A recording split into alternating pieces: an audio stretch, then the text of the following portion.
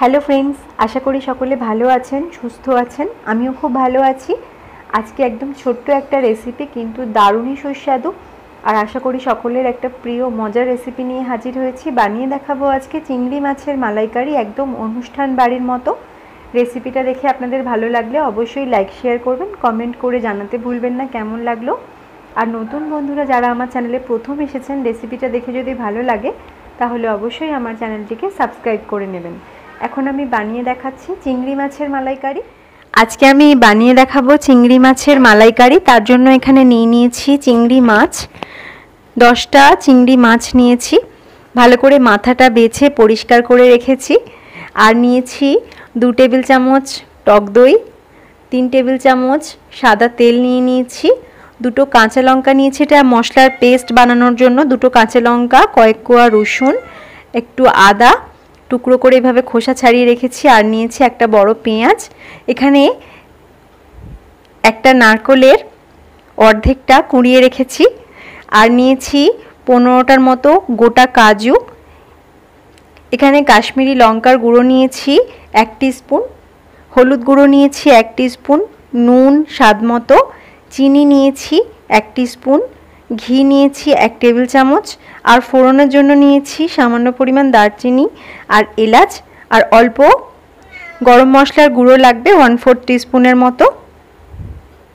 প্রথমেই কয়েকটা কাজ করে নিতে হবে। তার মধ্যে হচ্ছে আমি এখানে নারকেলটা নিয়ে নিচ্ছি। এখানে মিক্সির মধ্যে নারকেলটা দিয়ে দিচ্ছি,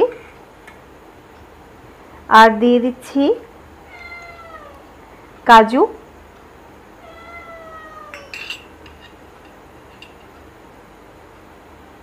এর মধ্যে আমি এখানে অল্প গরম জল করে রেখেছি, গরম জলটার মধ্যে দিয়ে দিচ্ছি। দিয়ে এটার একটা ব্লেন্ড করে নিতে হবে। এবার এখানে এটা ব্লেন্ড করে নিয়েছি, তো এটা চা ছাঁকনিতে দিয়ে ছেঁকে নিতে হবে। কিন্তু সেটার আগে মাছটার মধ্যে আমি হলুদ গুঁড়ো,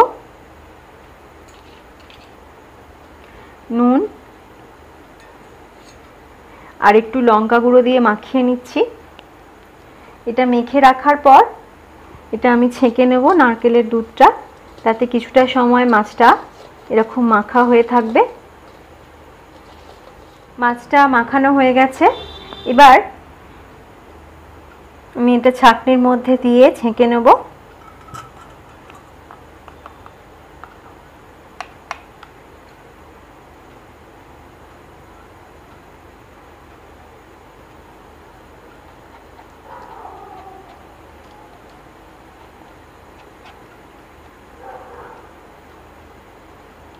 নারকেল দুধটা পুরো বার করে নিয়েছি।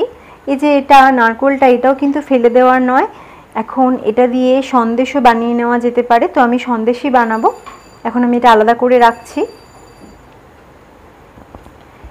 এবার দুধটা তো রেডি হয়ে গেছে, মাছটাও মাখানো আছে। এর পরের যে কাজটা সেটা আমি করে নিচ্ছি। মশলার পেস্ট বানাবো বলে এখানে 2টো কাঁচা লঙ্কা, অল্প একটু আদা আর একটা বড় পেঁয়াজের টুকরো করে নিয়েছিলাম, আর কয়েক কোয়া রসুন দিয়ে একটা মশলার পেস্ট বানিয়ে নিচ্ছি।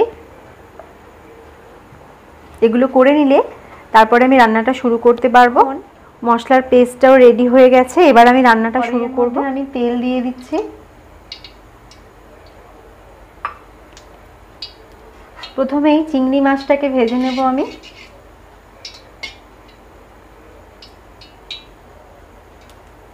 এটা গরম হয়ে গেছে,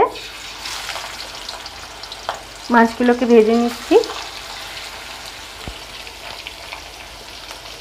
সবগুলো মাছ একসাথেই দিয়ে দিচ্ছি।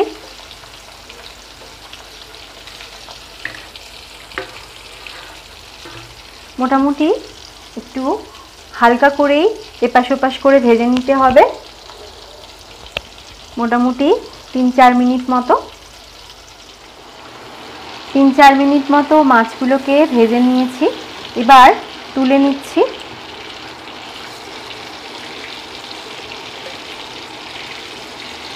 মাছগুলো তুলে নেওয়ার পর এখন কড়াইয়ের মধ্যে বাকি তেলটা দিয়ে দিচ্ছি আর তেলের সাথে মিশিয়ে দিচ্ছি ঘি।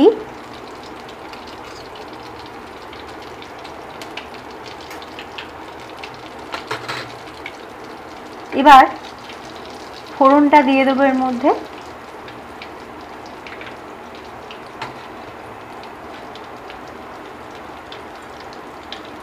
ফোড়নটা একটু ভালো করে ভেজে নিচ্ছি, ফোড়নের ভাজা ভাজা গন্ধ আসা পর্যন্ত নেড়েচেড়ে নিচ্ছি। তেলটা গরম থাকার কারণে ফোড়নটার বেশ সুন্দর একটা গন্ধ আসছে। প্রথমেই আমি দিয়ে দেবো মশলার পেস্ট। 2 মিনিট নেড়েচেড়ে নেব। 2 মিনিট মশলাটাকে কষিয়ে নিয়েছি। আদা রসুনের একটা কাঁচা গন্ধ থাকে, একটু নেড়েচেড়ে নিলে সেটা আর থাকবে না, আর মশলাটা কষালে খেতেও ভালো লাগবে। এবার এর মধ্যে আমি মিশিয়ে দেব কাশ্মীরি লঙ্কার গুঁড়ো। এটা রং হওয়ার জন্য ব্যবহার করছি। এখানে ঝাল লঙ্কার গুঁড়ো আমি নিইনি। দিয়ে দিচ্ছি হলুদ গুঁড়ো, দিয়ে দিচ্ছি স্বাদ মতো নুন। আরও একটু নেড়েচেড়ে নেব আমি।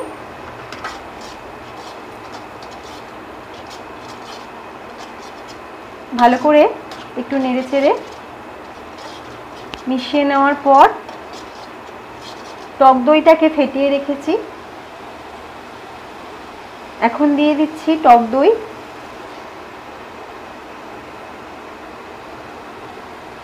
পরে একটু টক দইয়ের বাটিতে জল মিশিয়ে নিয়ে আমি এর মধ্যে ঢেলে দেব। মশলার বাটিগুলো আমি এভাবেই জল ঢেলে মিশিয়ে নিই।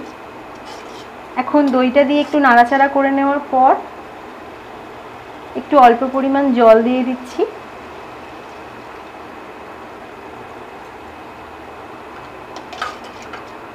এখন একটু নেড়েচেড়ে নিচ্ছি কিছুক্ষণ। আরও 1 মিনিট নেড়েচেড়ে নিয়েছি। দই দিয়ে খুব বেশি প্রয়োজন নেই নাড়াচাড়ার, আর গ্যাসের ফ্লেমটাকে দইটা দেওয়ার পরেই লো ফ্লেম করে নিয়েছিলাম। এখন আমি এর মধ্যে দিয়ে দিচ্ছি নারকেল দুধটা, আর ওই বাটিতেই একটু অল্প পরিমাণ জল মিশিয়ে ঢেলে নিচ্ছি। এখন আরও 1 মিনিট মতো আমি ফুটিয়ে নেব নেড়েচেড়ে। 1 মিনিট ফুটিয়ে নেওয়ার পর এর মধ্যে দিয়ে দিচ্ছি চিংড়ি মাছগুলো। চিংড়ি মাছগুলো দেওয়ার পর 5-6 মিনিট মতো নেড়েচেড়ে একটু ফুটিয়ে নিতে হবে। এখন 5-6 মিনিট ফুটতে দিচ্ছি। 5-6 মিনিট মতো ফুটিয়ে নেওয়ার পর এখন এর মধ্যে মিশিয়ে দিচ্ছি চিনি। চিংড়ির মালাইকারিতে একটু মিষ্টি দিলে খেতে ভালোই লাগে। একবার নেড়েচেড়ে নিলাম, আর এর মধ্যে আমি মিশিয়ে দেব 1/4 টিস্পুন গরম মশলার গুঁড়ো। এখন নেড়েচেড়ে নামিয়ে নিচ্ছি, আর গ্যাসটা আমি অফ করে দিলাম। এখন একদম রেডি হয়ে গেছে চিংড়ি মাছের এই মালাইকারি রেসিপিটা। গরম গরম ভাতের সাথে খাওয়ার জন্য এটা একদম রেডি। আপনারাও ট্রাই করুন।